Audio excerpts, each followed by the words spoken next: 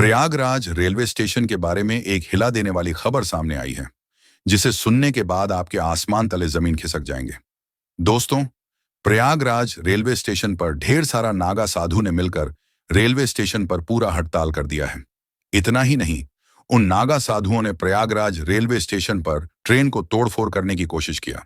दोस्तों, नाग साधुओं के ऐसे बर्ताव के बाद वहां जो हुआ, उसे देखने के बाद आपकी आंखें फटी की फटी रह जाएंगी। आपके आसमान तले जमीन खिसक जाएंगे। आप हक्का बक्का रह जाएगा। दोस्तों, अगर आप जानना चाहते हैं कि उन नागा साधुओं ने आखिर क्यों प्रयागराज रेलवे स्टेशन पर हड़ताल मचाया, तो आप लोग इस वीडियो को अंत तक जरूर देखिएगा। इसकी जानकारी आपको इस कहानी में देखने में मिलेगी।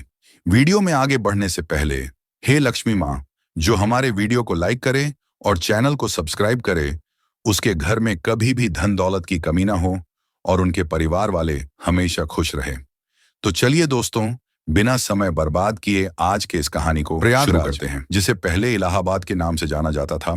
एक धार्मिक और सांस्कृतिक नगरी है।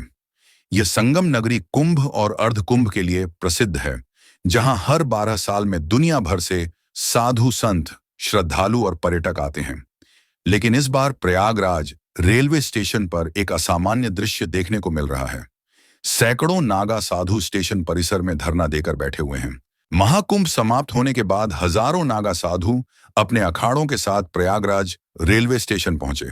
उन्हें विभिन्न शहरों और तीर्थ स्थलों पर वापस जाना था।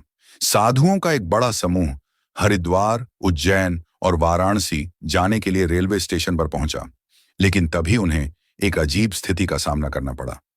रेलवे अधिकारियों ने कहा कि साधुओं के पास सही टिकट नहीं है, इसलिए उन्हें यात्रा की अनुमति नहीं दी जा सकती। कुछ ट्रेनों में पहले से ही सीटें फुल थीं, जिससे साधु असमंजस में पड़ गए। पुलिस ने स्टेशन पर व्यवस्था बनाए रखने के लिए साधुओं को प्लेटफॉर्म से बाहर निकालने की कोशिश की, जिससे स्थिति बिगड़ गई। धरने की शुरुआत जब साधुओं को ट्रेन में चढ़ने से रोका गया, तो वे गुस्से में आ गए। नागा साधुओं ने इसे अनादर करार दिया और वहीं प्लेटफॉर्म पर बैठकर धरना देने लगे। वे रेलवे अधिकारियों से पूछने लगे, जब कुंभ के लिए आए थे तब तो ट्रेनें मिली, अब वापस जाने के लिए हमें रोका जा रहा है। धीरे धीरे अन्य अखाड़ों के साधु भी उनके समर्थन में आ गए और स्टेशन पर प्रदर्शन शुरू हो गया। कई नागा साधु विशेष ट्रेनों से यात्रा कर रहे थे, लेकिन उन्हें उचित आरक्षण नहीं दिया गया। साधुओं का कहना था कि वे पहले से ही अपनी यात्रा की योजना बना चुके थे, लेकिन आखिरी समय में रेलवे ने उनके लिए कोच की संख्या कम कर दी। इससे कई साधु यात्रा करने से वंचित रह गए और रेलवे स्टेशन पर ही रुकने को मजबूर हो।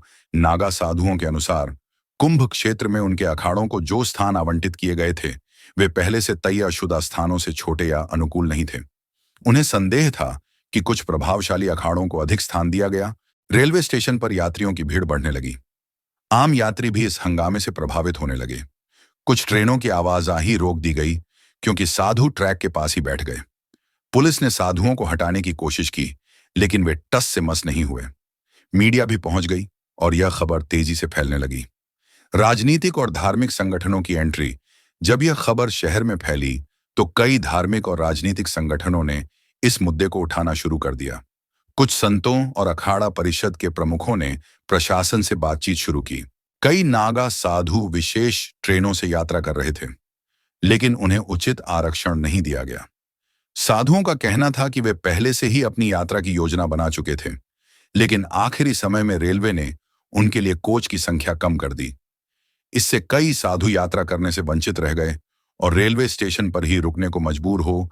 नागा साधुओं के अनुसार कुंभ क्षेत्र में उनके अखाड़ों को जो स्थान आवंटित किए गए थे, वे पहले से तयशुदा स्थानों से छोटे या अनुकूल नहीं थे। उन्हें संदेह था कि कुछ प्रभावशाली अखाड़ों को अधिक स्थान दिया गया। घटना की शुरुआत तब हुई जब अलग अलग अखाड़ों से जुड़े नागा साधु विशेष ट्रेनों और अन्य साधनों से प्रयागराज पहुंचे। वे कुंभ मेले में शामिल होने के लिए यहां आए थे और उन्हें संगम क्षेत्र में अपने शिविरों में जाना था। लेकिन रेलवे प्रशासन और स्थानीय प्रशासन के बीच समन्वय की कमी के कारण कई साधु घंटों से स्टेशन पर फंसे हुए थे। साधुओं के अनुसार पहले से तय व्यवस्था के अनुसार उनके लिए विशेष बसों और वाहनों की व्यवस्था होनी थी, लेकिन कोई व्यवस्था नहीं की गई। देखते ही देखते पूरा रेलवे स्टेशन भगवा वस्त्रधारी, भस्म रमाए नागा साधुओं से भर गया। कुछ साधु ऊंची आवाज में मंत्रोच्चारण करने लगे तो कुछ गंगा जल छिड़क कर अपने आक्रोश को व्यक्त कर रहे थे। कुछ साधु स्टेशन परिसर में योग मुद्रा में बैठ गए, जबकि कुछ हाथों में लाठी लिए पुलिस से संवाद कर रहे थे। हर ओर हर हर महादेव और जय गंगा मैया के नारे गूंजने लगे। स्टेशन पर ट्रेनें देरी से चलने लगीं। यात्री अचंभित होकर इस दृश्य को देख रहे थे। स्थानीय पुलिस असमंजस में थी कि इन नागा साधुओं को कैसे मनाया जाए। जैसे ही खबर फैली, कुछ धार्मिक और राजनीतिक संगठनों ने भी इसमें हस्तक्षेप किया। कुछ स्थानीय नेताओं ने साधुओं का समर्थन किया और प्रशासन पर लापरवाही का आरोप लगाया। अखाड़ों के वरिष्ठ महंत भी पहुंचने लगे और साधुओं को शांत करने की कोशिश करने लगे।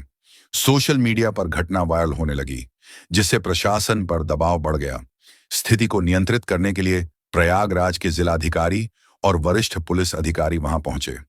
उन्होंने साधुओं से चर्चा की और उनकी मांगों को सुना। बातचीत के बाद निम्नलिखित निर्णय लिए गए। 1.